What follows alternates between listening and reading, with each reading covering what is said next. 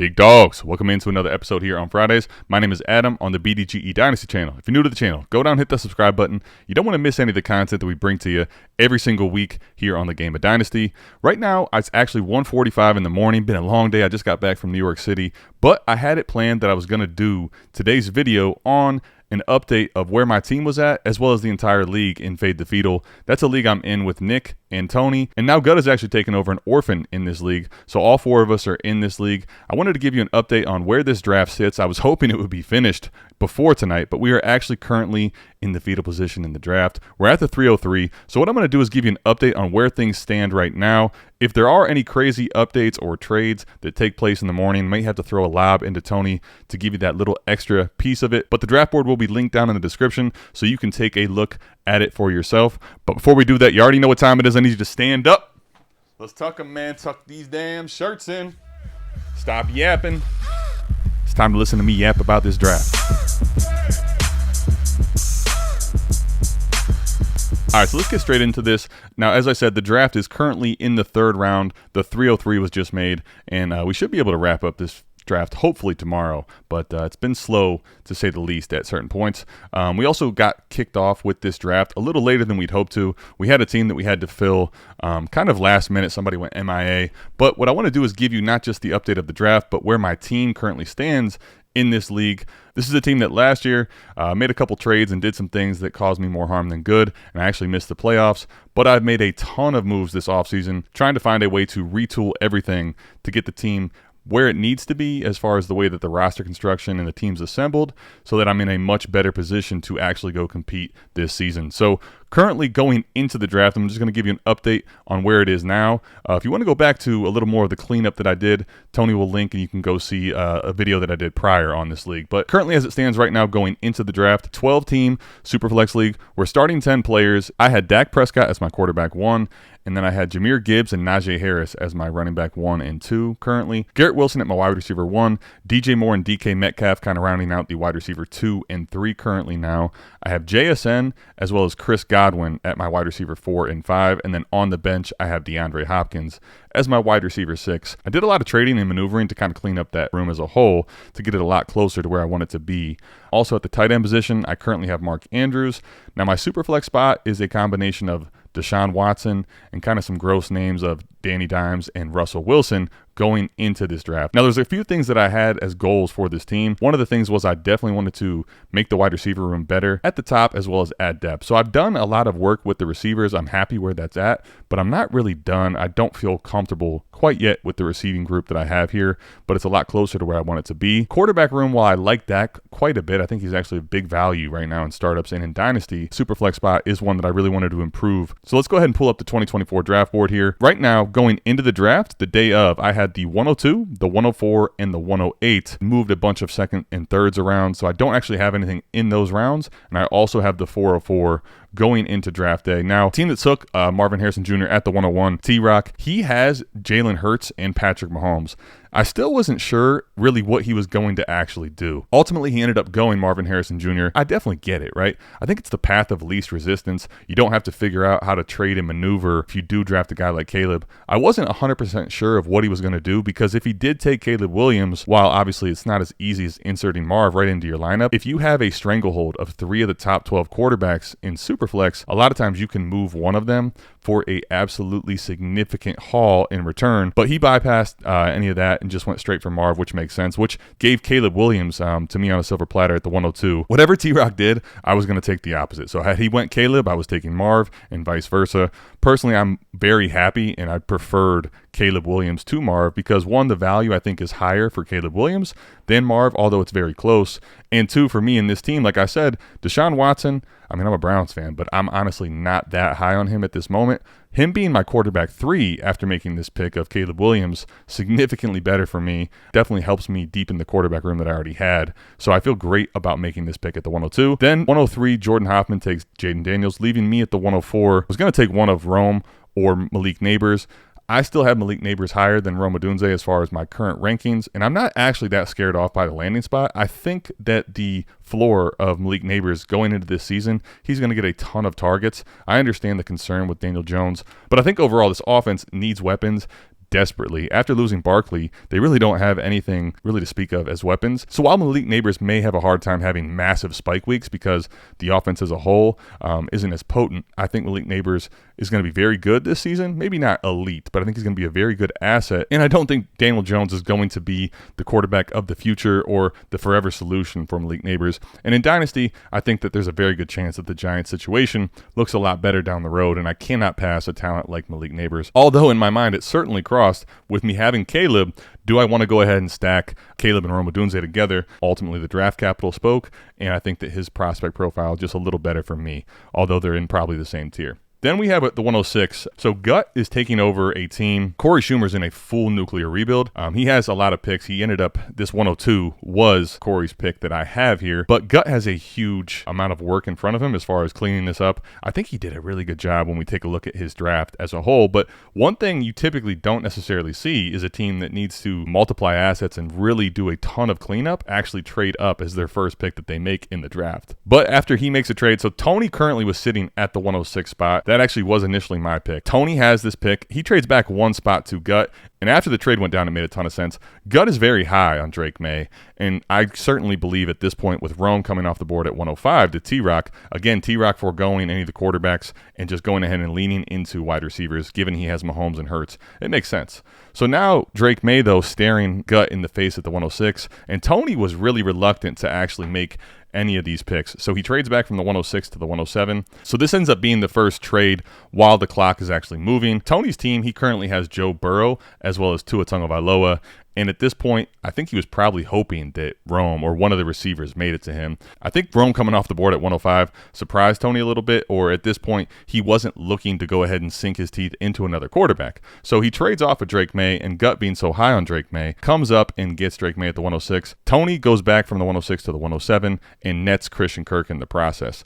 I think that for Tony, it makes a lot of sense to just pick up a value like Christian Kirk. In a lineup start 10 league, Christian Kirk is not the sexiest of assets, but you get that for free if you didn't want to actually draft Drake May. Definitely can make the case for taking that side. And although Gut is in a rebuild and needs to do a lot with his team, I think here sacrificing Christian Kirk to go get what he believes is a really great prospect, and for him is maybe even his quarterback one in this class. I think it makes sense for both sides. So now at the 107, he was offering a ton of deals, seeing what he could do to move off of this 107 and pick up more value. He did offer me a trade of Daniel Jones in my 108 for the 107, and I kind of thought about making that move at first. Daniel Jones isn't a piece that really is going to get in the way of me making a trade when I think this strongly about the players, but the more I thought about it, didn't matter which fell to me here.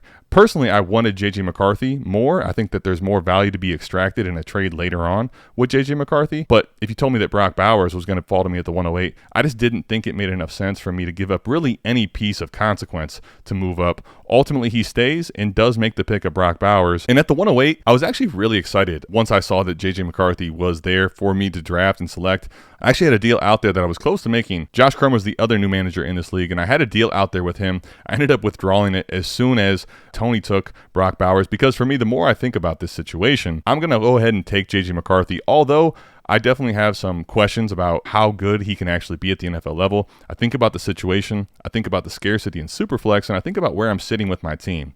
Right now, I add Malik Neighbors into this group of 6 solid receivers that I think I have built up. Now I have 7 receivers that I feel very comfortable with as far as the combination of dynasty values or starting on a weekly basis. We can only start 5 max, so I feel great about that room. And while I certainly could make the case that maybe you take Brian Thomas Jr. or Xavier Worthy if you're bullish on that, I couldn't pass up J.J. McCarthy because it makes me incredibly flexible. At the quarterback position, I now have Dak Prescott and Caleb Williams as my quarterback 1 and 2. And on the bench, I have a combination of now Deshaun Watson, J.J. McCarthy, and I still have some bodies that I could throw in, Russell Wilson and Daniel Jones. And while they don't probably offer anything of significance in the trade market, these are guys I could rely on in a pinch as my quarterback 3 options in desperation or if injuries were to take place. So the fact that I have that many starting quarterbacks, although Dimes and Russ don't really have a lot of market value, I do have 4 quarterbacks that have some significant market value and are in that top 20 to 22 range in Dynasty. And the flexibility that I now have at quarterback, I'm really excited about where this team's sitting at the moment. And when I think about it from this standpoint, Deshaun Watson definitely is, I think, suppressed pretty significantly in dynasty value. I don't think anyone's really excited to go out and make a trade for him. Obviously, at certain points in a new startup, you would draft him to either fill your quarterback 3 or quarterback 2 spot if you decided to wait on that quarterback 2 selection in a Superflex league. I think if there's any type of resurgence for him, even if his market value doesn't actually, reflect that, and he's not someone that I can trade easily, he's someone that if he does have that type of resurgence, maybe I feel more comfortable putting him into my Superflex spot, and that makes J.J. McCarthy expendable. If J.J. McCarthy looks really good early on, and this cast of weapons that he has around him, obviously with Jefferson and Jordan Addison, although T.J. Hockenson probably isn't going to be healthy right away, obviously T.J. Hockenson at some point down the road in McCarthy's future will be healthy, and I think there's a scenario where if McCarthy plays very well, maybe I feel comfortable with him in my lineup. And like I said with Watson, unless he's absolutely tearing it up on a points per game perspective for multiple weeks in a row consistently, I don't think his market value is going to bounce back to a point where he's someone that people are trading hauls for in Dynasty. That's very small, I think, in the range of outcomes.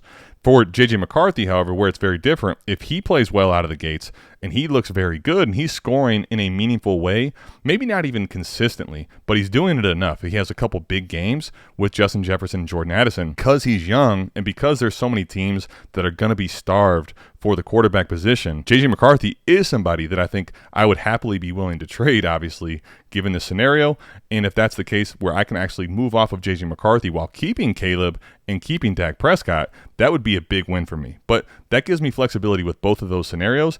And then ultimately, maybe J.J. McCarthy is playing well enough to where I feel like I'm willing to risk it and put either him or Watson or the combination of playing which one I think is better weekly at my Superflex spot. And now I could actually make a trade where I get a huge haul in return for a Dak Prescott or a Caleb Williams. And basically, when you think about the combination of those 4 quarterbacks being backfilled with 2 cheap, crusty options, this gives me so many different ways to approach and be flexible when someone comes and offers me trades of any kind for the quarterback position. And because I'm able to send one away without necessarily getting one back, that's going to give me the opportunity to, in the right trade, bolster, I think, the rest of my skill players even further. Now, the one thing about this team that I do still want to address at some point, I'm definitely going to fill as many of my roster spots with running backs that have any type of a pulse, because while I love Jahmyr Gibbs, Najee Harris I think is actually a value in Dynasty. So I'd like my 1 and 2, but then if you look at my bench, you have Kendre Miller and Zach Charbonnet, and those guys coming off of their rookie season both really didn't do anything of consequence. They're still hanging around as far as Dynasty values, but I haven't been able to move them. Anytime I've talked about moving them in a trade, nobody really wants to pay anywhere near what supposedly the market value is on Zach Charbonnet or Kendre Miller. So I basically had to keep them. And what I'm going to try to do, basically go to the waiver wire as often as possible. If I see any type of running back values with a pulse, I'm going to probably have to try to buy some cheap, crusty running back options that maybe have a chance for a value bump if the person in front of them, gets injured. And now I can project that this running back may start, even if it's only for a few spot starts.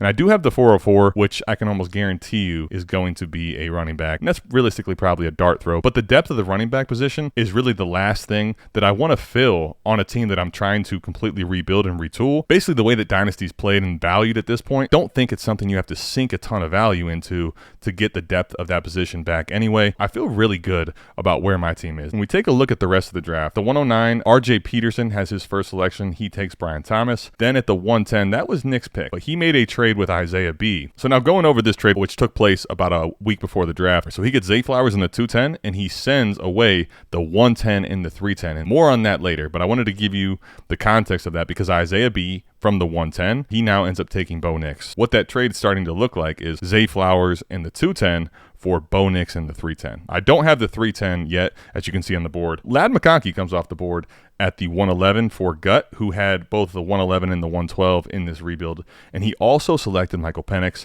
As you know, if you watched last week's video, very high on Michael Penix, and I thought he was a steal in the second round. And I'll tell you one thing, I kind of played myself. I have not been getting nearly as many shares of Michael Penix since making that video as I was hoping to. Gut makes the picks of Ladd McConkey and Michael Penix to round out the first round. Then in the early second, we get Xavier Worthy, who this one is pretty interesting. I know RJ Peterson had to feel really good about it. Although for me, it's a tier. I do do think this is probably appropriate realistically in the values. Typically, you see Xavier Worthy going closer to the top of this tier, and sometimes he'll even jump like Brock Bowers. I've seen him go all the way up at the 108. So to get him at the 201, given the attachment to Patrick Mahomes, everything that's going on off the field with Rashee Rice getting in trouble again at the nightclub, I bet you he has to feel really good about that 201 pick. Then at the 202, Tony sitting there with that pick, takes Keon Coleman, and for me that closes off that tier, and I know Tony probably had to feel very good about that selection of Keon Coleman. So then the 203 comes around, and Jordan Hoffman is making this pick. I'm sure he had something going on, but he was on the clock seemingly forever today. He makes an interesting one here of Trey Benson, making him the running back 1